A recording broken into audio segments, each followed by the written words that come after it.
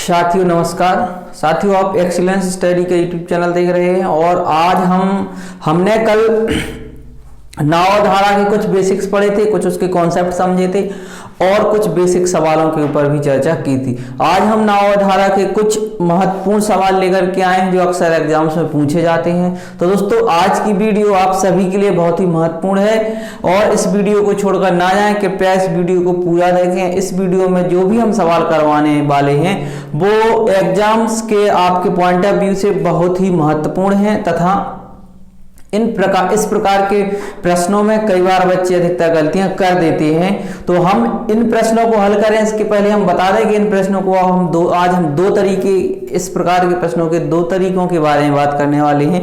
पहला तरीका जो बेसिक रहता है वो हमें कई बार बुक्स में भी मिल जाता है और हमें कई बार कोचिंग्स में भी पढ़ाया जाता है अधिकांशतः। लेकिन इसका एक और तरीका जो बहुत ही लॉजिकल रहता है और उसमें हमें ना तो ज्यादा लिखना पड़ता है, बहुत ही कम समय में हमारा उत्तर जो है कि निकल के आ जाता है। तो देखिए आज इसका जो पहला तरीका है जो बेसिक रहता है उसके ऊपर हम चर्चा करें। प्रश्न में कहा गया है कि एक व्यक्ति शांत जल में 4.5 किलोमीटर आवर से नाव चला सकता है, यानी एक व्यक्ति जो है वो शांत जल में 4.5 किलोमीटर प्रति घंटे की जो चाल है उससे नाव चला सकता है। वह किसी दूरी को धारा के विपरीत जाने में धारा के साथ आने की तुलना में 2 गुना समय लेता है। यानी प्रश्न में कहा गया है कि वह जब धारा के विपरीत जाता है तो और जब धारा के साथ आता है तो जब धारा के साथ आने की तुलना में विपरीत जाने में 2 गुना समय लगता है। ठीक, ये चीज आपको समझ में आई होगी।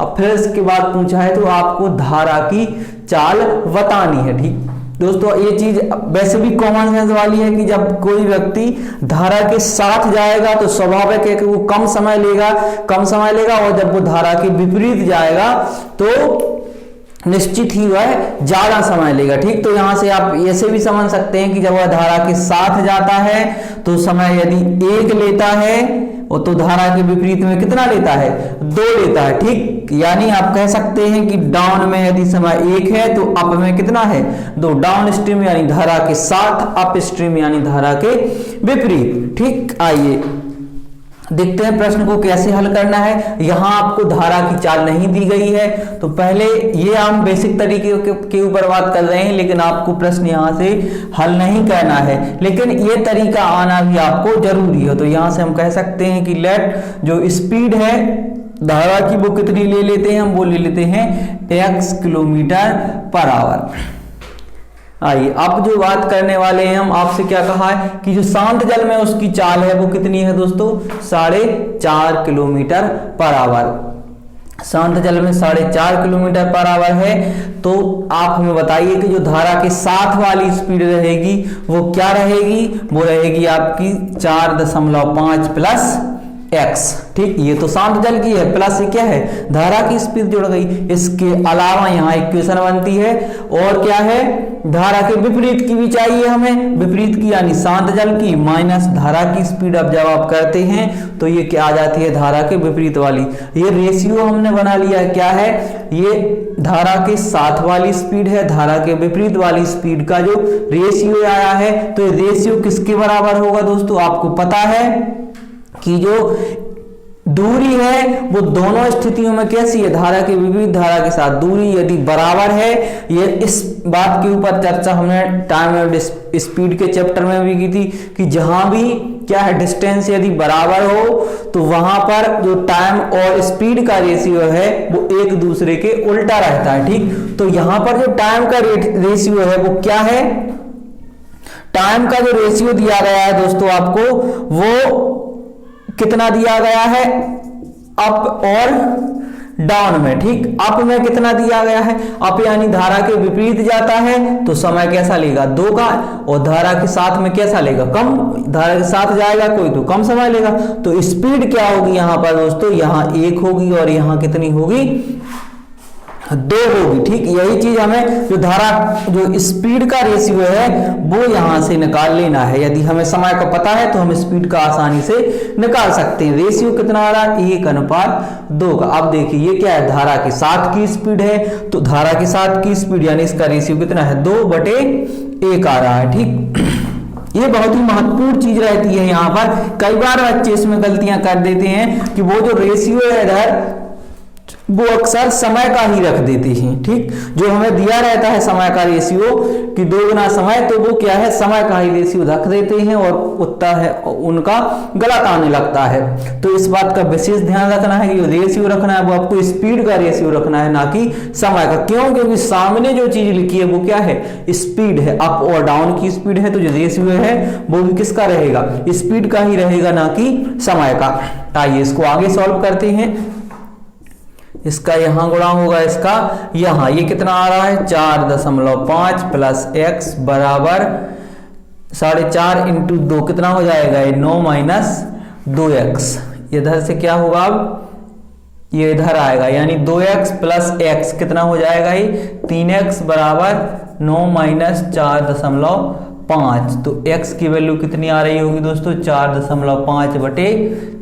इसको जब आप काट रहे होंगे तो x की वैल्यू आएगी आपकी 1.5 किलोमीटर पर आवर। ये क्या आ गई है दोस्तों, ये आया है आपकी धारा की स्पीड, कितनी आई है, 1.5 किलोमीटर पर आवर। ये तो था कौन सा तरीका, बेसिक तरीका, जिससे कि आप आसानी से इस प्रश्न को लगा सकते थे। यानी दोनों इक्वेशंस को बनाइए। जो इस प्रकार के प्रश्न रहते हैं उनको आपको इसी प्रकार से सॉल्व करना होता है।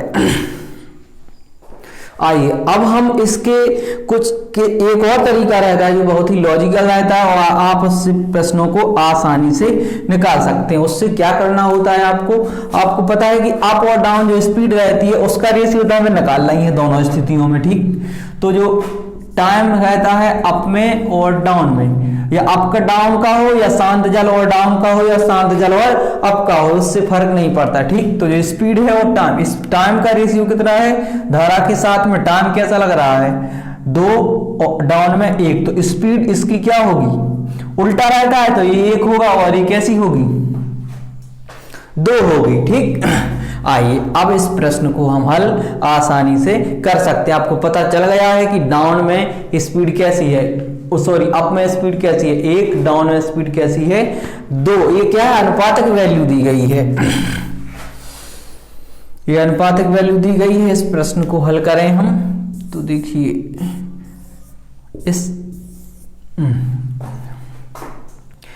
ये कल भी इसके ऊपर हमने चर्चा की थी, इस डायग्राम के ऊपर, कि आप एक प्रकार का डायग्राम अपने दिमाग में सेट कर लीजिए कि यहाँ ये क्या है, शांत जल की स्पीड, ये यदि अप की है तो ये डाउन की है, और यदि ये डाउन की है तो ये अप की है। बस इतना याद रखना है। यदि आप अप की स्पीड ले रहे हैं, अप यानी धारा के विपरीत की ले रहे हैं, तो यहाँ पर जो स्पीड हो रही होगी वो क्या हो रही, वो धारा की जो स्पीड है वो u की वैल्यू वो क्या हो रही होगी, घट रही होगी। और यदि ये क्या है, ये आपकी डाउन है, तो यहां क्या हो रही होगी, जो स्पीड है धारा की वो क्या हो रही होगी दोस्तों, जुड़ रही होगी। ठीक, इतना बस हमें याद रखना है। इसके अलावा अब आप देखिए जो स्पीड है अप की कितनी है 1, डाउन की कितनी है 2।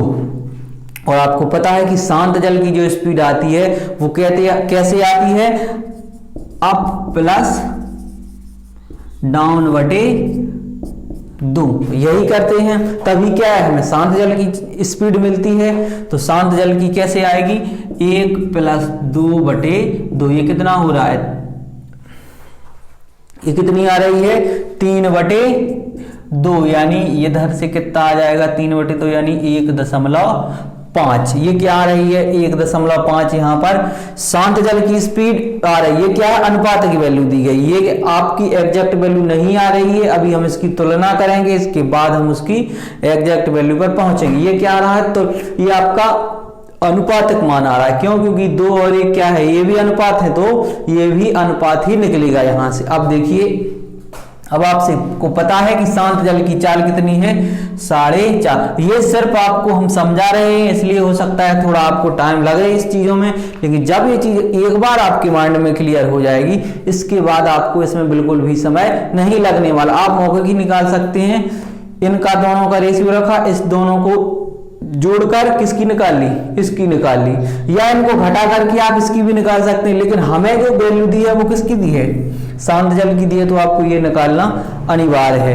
यानी 1.5 अनुपात की वैल्यू, आपको वास्तविक वैल्यू कितनी दी है 4.5 5 इसकी, और इसके अलावा एक और चीज समझ लीजिए, इसकी वैल्यू यदि 1.5 है तो यहां से क्या घट रहा होगा, 0.5 घट रहा होगा, और यहां पर क्या जुड़ रहा होगा, 0.5 क्या हो रहा है, तभी तो आपके 1.5 से 2 बन रहे और 1.5 से 1 बन रहा है। ठीक, इतना भी याद रखें कि 0.5 जो अनुपात वैल्यू आई है वो किसकी आई है, धारा की स्पीड आई है। तो 1.5 की वैल्यू 4.5, तो 1 अनुपात की वैल्यू दोस्तों कितनी आएगी, 1 अनुपात की वैल्यू आएगी 4.5 बटे 1.5, इधर से आएगा आपका कितना, 3। जब 1 अनुपात की वैल्यू 3 आ रही है दोस्तों, तो 0.5 अनुपात की वैल्यू कितनी आएगी, 1.5 किलोमीटर पर आवर। बहुत ही आसान तरीका है। इस प्रश्न में संख्याएं कुछ इस प्रकार से थी कि आप दशमलव में आ गए, अदरवाइज इस प्रकार से यदि आप इन प्रश्नों को लगाते हैं तो यह जो प्रक्रिया है इसको एक बार समझ लीजिए आप। इसके अलावा फिर इस प्रकार से जितने भी प्रश्न आते हैं आप उनको बड़ी ही आसानी से डील करने लगोगे। आइए देखते हैं कुछ और प्रश्न, जिससे कि आप इस चीज को और अच्छे से आपके दिमाग में ये क्लियर हो जाए।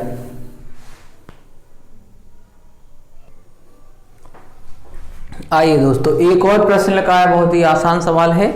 उसी प्रकार से एक नाव शांत जल में 1 घंटे में 6 किलोमीटर जाती है, परंतु वह धारा के प्रतिकूल यही दूरी चलने में 3 गुना समय लेती है, तो धारा की चाल क्या है। बहुत ही आसान प्रश्न है, जो जिस प्रकार से प्रश्न हमने पहले किया यह उसी टाइप का प्रश्न है। और दोस्तों इस प्रकार के प्रश्नों में एक खास बात रहती है कि इन प्रश्नों में आप जब भी देखोगे जो दूरी रहती है वो कैसी रहेगी, समान रहेगी। हर प्रश्न में इस प्रकार के जितने भी प्रश्न डिजाइन होते हैं उनमें जो डिस्टेंस कवर की जाती है वो कैसी है, समान रहती है। दोनों स्थिति, चाहे वह शांत जल में चल रही हो या विपरीत में या धारा के साथ वाली कंडीशन हो, दोनों स्थितियों में दूरी कैसी रहेगी, समान रहेगी। इसलिए आपको एक चीज समझ लेनी, यदि दूरी समान है तो जब भी आप इसको बेसिक से कर रहे हैं या जब भी आप इक्वेशन बना के कर रहे हैं तो धारा में जो शांत जल में स्पीड है वो कितनी है, 1 घंटे में यदि 6 किलोमीटर जा रही तो स्पीड कितनी होगी, उसकी 6 की ही होगी।